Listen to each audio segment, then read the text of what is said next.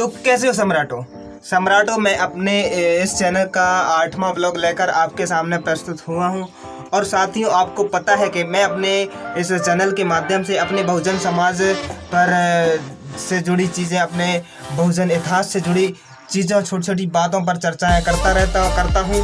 और आज ऐसी किसी एक टॉपिक पे मैं आपसे चर्चाएं करूंगा। और यदि आपको मेरे इस काम करने का तरीका पसंद आता है तो आप मेरे चैनल को सब्सक्राइब कीजिए और वीडियो को शेयर भी कर लीजिए।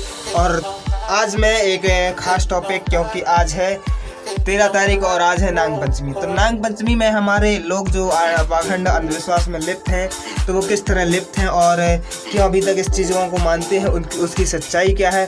तो चलिए मैं आपको बताता हूँ फिर क्या है इन मनवादी त्योहारों की।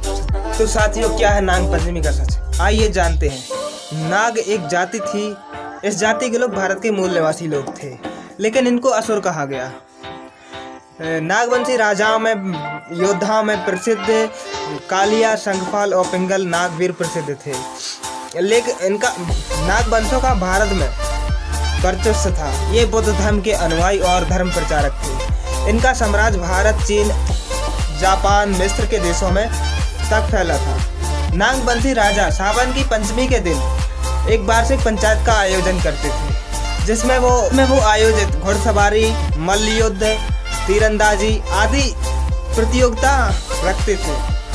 इस नाग पंचमी के दिन वो अपने सेनापति और बड़े बड़े पदों के लिए कुश्ती योग्यता रखते थे। लेकिन आने वाले वर्तमान समय में इस नाग पंचमी पर कैसे पाखंड हावी हो गया।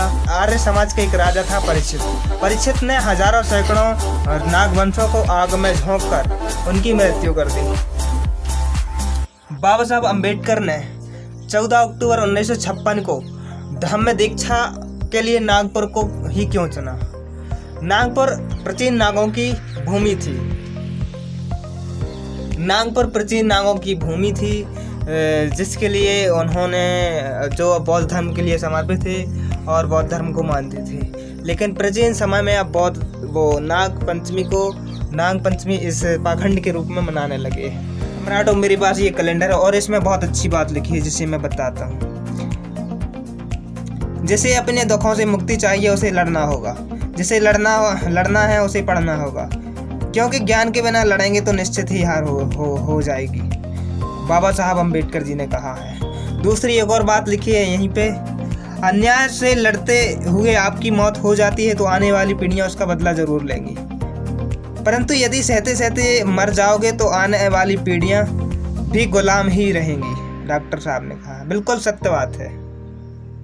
बाबा साहब अम्बेडकर ने यह बात बहुत ही अच्छी कही है और यह अपने समाज और बहुजन समाज के लोगों को चिंतन मनन करने की बात है कि अन्याय के खिलाफ लड़ते लड़ते यदि आपकी मृत्यु हो जाती है तो उसका बदला आने वाली पीढ़ियां अवश्य लेगी। लेकिन यदि अन्याय सहते सहते आपकी मौत हो जाती है तो आने वाली पीढ़ियां भी गुलाम होती हैं, क्योंकि उन्होंने संघर्ष करना सीखा ही नहीं। अगर संघर्ष सिखाते तो वो सीखते और उसके खिलाफ लड़ते।